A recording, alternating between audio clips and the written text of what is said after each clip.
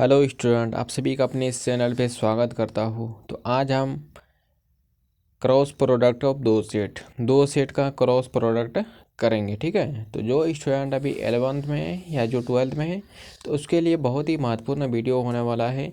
आज हम दो सेट का क्रॉस प्रोडक्ट करने जा रहे हैं, तो कैसे किया जाता है तो उसी को आज हम बेसिक से करेंगे। ठीक है, तो सभी स्टूडेंट यहाँ पर ध्यान दीजिए। यहाँ पर हमने हेडिंग दिया है Cartesian product of two set, यानी दो सेट का क्रॉस प्रोडक्ट कैसे किया जाता है। ठीक है, और यहाँ पर जो क्लास होगा स्टूडेंट, क्लास होगा 11th। जो स्टूडेंट अभी 11th में है या 12th में है उसके लिए बहुत ही यूजफुल क्लास होगा। 11th and 12th,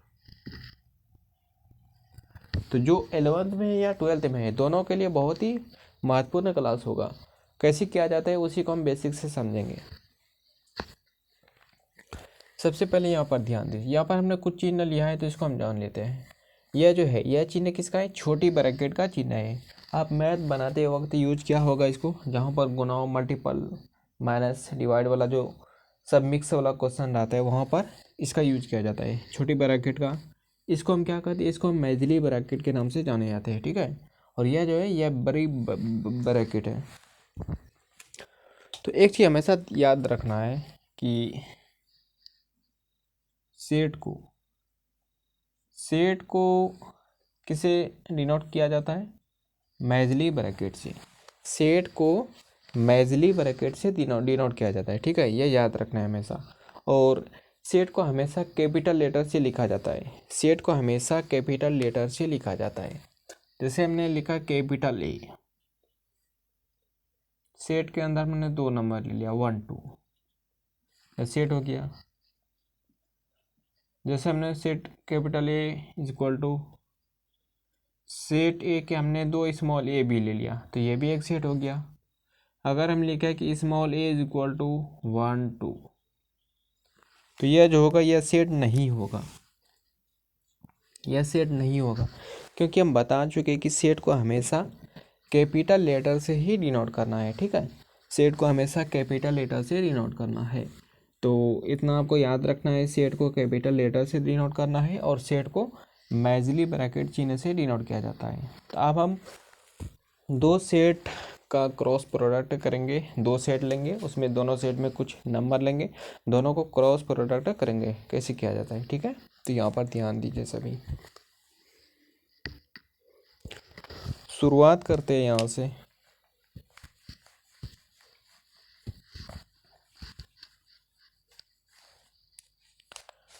first example से यहाँ पर हम शुरुआत करते हैं। जैसे हमने यहाँ पर सेट ए में 1 2 3,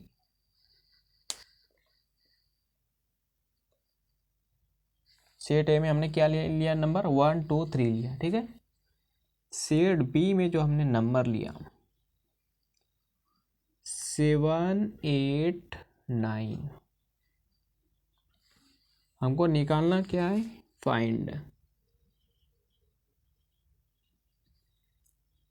फाइंड ए क्रॉस बी। ठीक है, हमको ए क्रॉस बी निकालना है, यानी दो सेट हमने लिया है। एक सेट में 1 2 3 नंबर लिया है, दूसरे सेट में 7 8 9 नंबर लिया है। ठीक है, दोनों को क्रॉस प्रोडक्ट करना है, कैसे किया जाता है तो उसी को हम समझेंगे। तो यहाँ से हम शुरुआत करते हैं, दोनों को कैसे किया जाता है। A cross B is equal to, इस सेट में 1 2 3 नंबर है, इसको लिखा क्रॉस सेट बी में कितना है 7 8 9। अब यहाँ पर देखिए,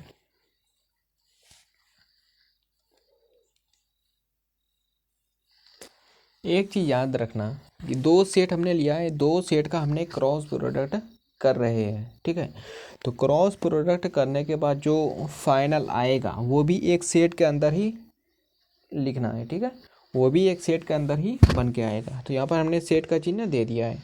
अब इसको क्रॉस प्रोडक्ट कैसे करना है, तो क्या करेंगे, फर्स्ट सेट का पहला एलिमेंट पे ध्यान दीजिए। हमने फर्स्ट सेट का पहला नंबर 1 जो है इसको इन तीनों के साथ लिखना है, यानी 1 को पहले 7 के साथ लिखेंगे, 1 को 7 के साथ लिखना है, फिर 1 को 8 के साथ लिखना है, फिर 1 को 9 के साथ लिखेंगे। अब इसको लिखेंगे कैसे, तो ये यहाँ पर ध्यान दीजिए।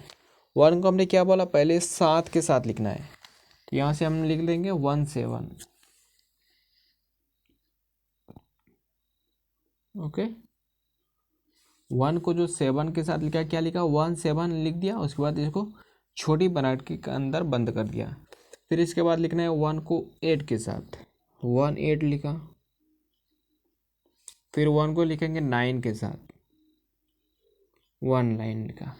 तो हम बोल सकते हैं स्टूडेंट कि फर्स्ट सेट का फर्स्ट एलिमेंट को, ठीक है, फर्स्ट सेट का जो फर्स्ट एलिमेंट 1 है, इसको इन तीनों के साथ पेयर वाइज के रूप में लिखना है। यहाँ पर हम पेयर वाइज के रूप में लिख रहे हैं, जोड़ा यानी जोड़ा। पेयर वाइज मतलब क्या होता है, 2 एलिमेंट, जहाँ पर 2 एलिमेंट हो उसको हम पेयर वाइज कहते हैं, ठीक है। तो यहाँ पर 1 को हमने तीनों के साथ पेयर वाइज के रूप में लिखा, यानी 1 को पहले 7 के साथ लिखा 1 7, 1 को 8 के साथ लिखा 1 8, फिर 1 को 9 के साथ लिखा 1 9, यानी 1 को पहले इन तीनों के साथ पेयर वाइज के रूप में लिख दिया। ओके,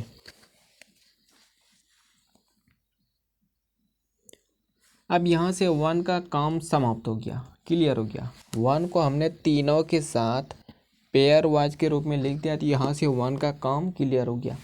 अब नेक्स्ट जो लिखेंगे, इसके बाद जो नंबर होगा, अब इसके बाद जो नंबर 2 है, इसको भी सेम प्रोसेस से लिखना है, यानी इस 2 को इन तीनों के साथ, ये 2 को इन तीनों के साथ पेयर वाइज के रूप में लिखना है। जिस तरह हमने 1 को इन तीनों के साथ लिखा, उसी तरह इस 2 को इन तीनों के साथ पेयर वाइज के रूप में लिखना है, यानी पहले 2 7 लिखना है, फिर 2 8 लिखना है, फिर 2 9,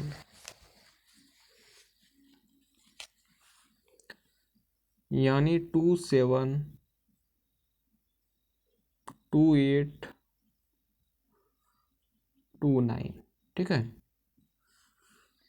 2 को इन तीनों के साथ पेयर वाइज के रूप में लिखा, 2 7 2 8 2 9।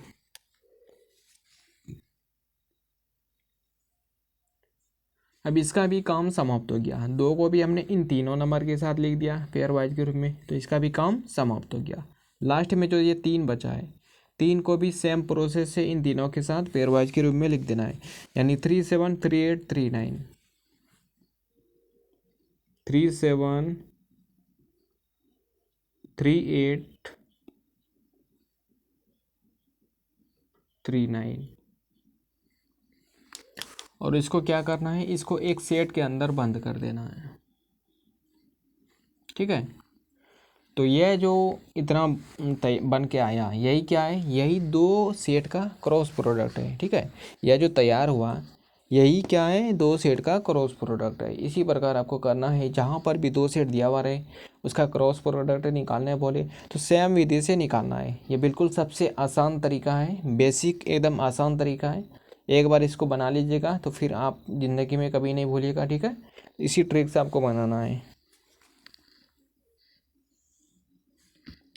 अब यहाँ पर देखिए, एग्ज़ाम में ऐसा भी क्वेश्चन आता है कि जैसे 2 सेट दिया हुआ रहेगा, दोनों सेट को गुना करने के बाद जो एक नया सेट बनेगा, उस नया सेट के अंदर जो भी नंबर है वो सब पेयर वाइज के रूप में है, तो कितना पेयर वाइज के रूप में बन के आएगा, ठीक है। 2 सेट दिया हुआ रहेगा, दोनों में कुछ कुछ एलिमेंट होगा, दोनों को क्रॉस प्रोडक्ट करने के बाद कितना पेयर वाइज के रूप में बनेगा, यह भी क्वेश्चन आता है। तो इसको हम बनाते हैं। एक फॉर्मूला होता है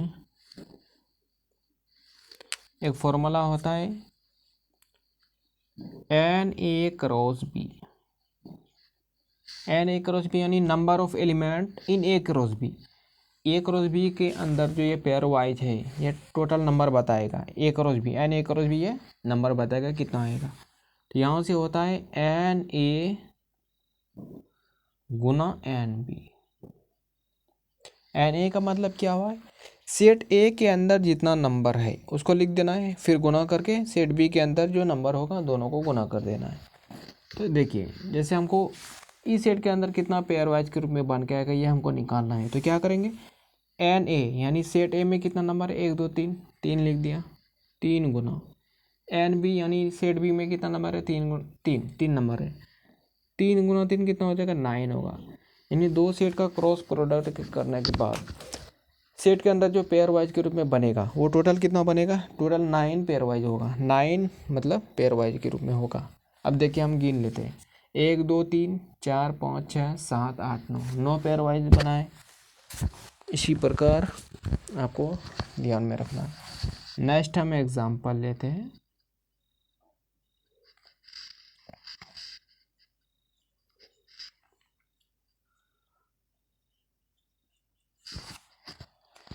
जैसे हमने यहाँ पर सेट ए में एलिमेंट जो लिया 1 2 4, ओके।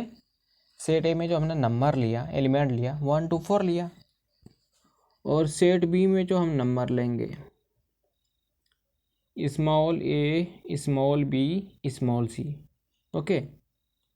सेट ए में हमने 1 2 4 एलिमेंट लिया, सेट बी में ए बी सी एलिमेंट लिया।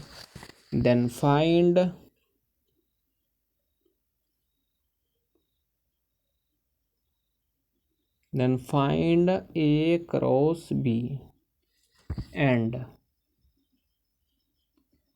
Also cardinal number of A cross B. यहाँ पर क्वेश्चन में क्या लिखा है, दो सेट हमने लिया ए और बी, दो सेट लिया, हमको निकालना है दोनों का क्रॉस प्रोडक्ट यानी ए क्रॉस बी निकालना है, और इसके साथ में एन ए क्रॉस बी यानी कितना पेयर वाइज बन के आएगा वो भी हमको निकालना है, ठीक है। तो हम डायरेक्ट निकालेंगे। यहाँ देखते हैं सेट में 3 है, इसमें भी 3 है, तो 3 गुणा 3 टोटल 9 हो जाएगा पेयर वाइज। इसका आंसर कितना हो जाएगा, टोटल 9 हो जाएगा। अब हम क्रॉस प्रोडक्ट कर लेते हैं कि इसको कैसे करना है।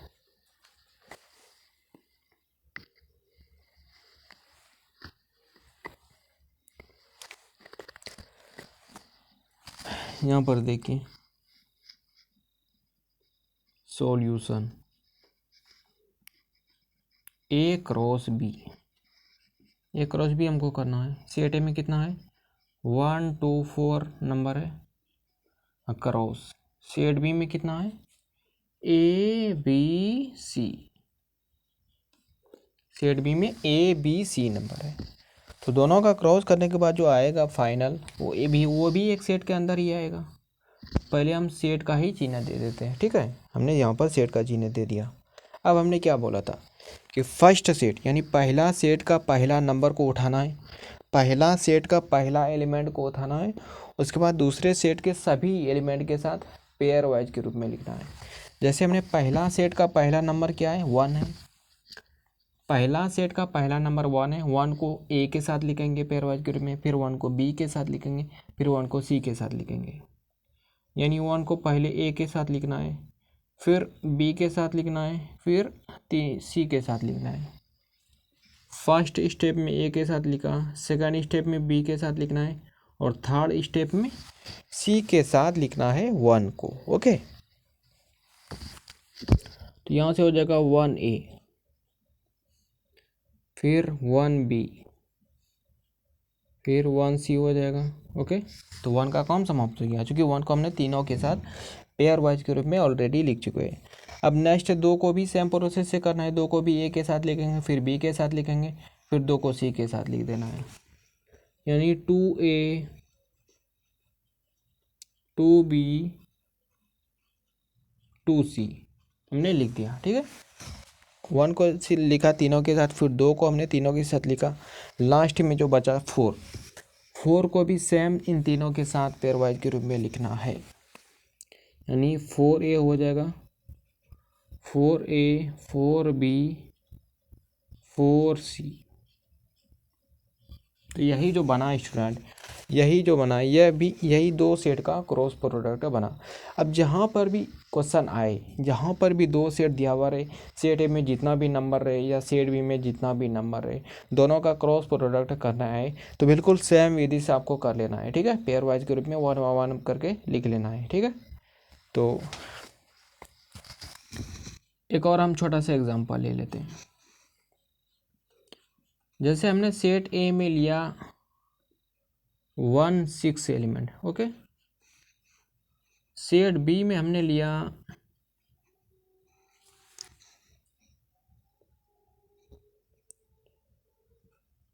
589, फाइंड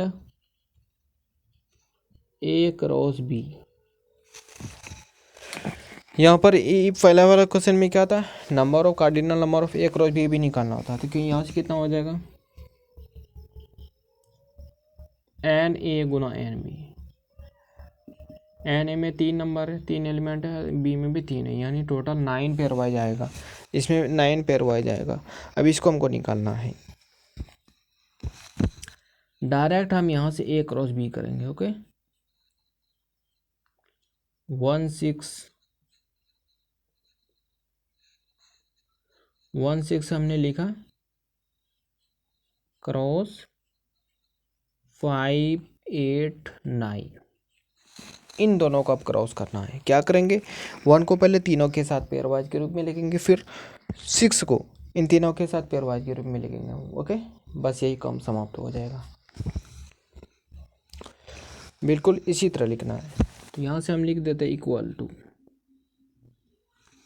1 के साथ पहले हम किसके 1 के साथ 1 को पहले 5 से लिखेंगे, फिर 1 को 8 के साथ लिखेंगे, फिर 1 को 9 के साथ लिखेंगे, और लिखेंगे जो है पेयर वाइज के रूप में लिखें, यानी 1 5 1 8 1 9।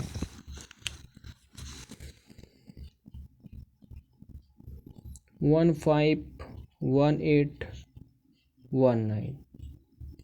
1 को हमने तीनों के साथ पेयर वाइज के रूप में लिख दिया। तो यहाँ से 1 का काम समाप्त हो गया।